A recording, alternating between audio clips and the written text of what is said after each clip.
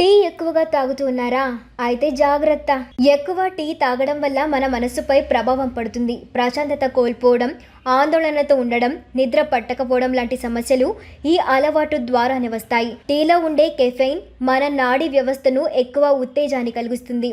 అంతేకాదు టీలో ఉండే టానిన్ అనే పదార్థం మన శరీరానికి అవసరమైన ఐరన్ సరిగ్గా అందకుండా అడ్డుకుంటుంది. దీనివల్ల రక్తహీనత లాంటి సమస్యలు వచ్చే అవకాశం కూడా పెరుగుతుంది. ముఖ్యంగా ఆడవాళ్లలో, పిల్లల్లో ఇది మరింత ప్రమాదకరం. క్యాన్సర్ చికిత్సలో ఇచ్చే కీమోథెరపీ మందులపై కూడా ఎక్కువ టీ తాగడం చెడు ప్రభావం చూపుతుంది. కొన్ని రసాయన క్రియలు జరిగి చికిత్స తక్కువగా పనిచేసే పరిస్థితి ఏర్పడుతుంది. ఇవన్నీ చూస్తే రోజుకు 1 లేదా 2 కప్పుల టీ తాగడం మాత్రమే మనిషి శరీరానికి సరిపోయే మోతాదుని నిపుణులు చెబుతూ ఉన్నారు.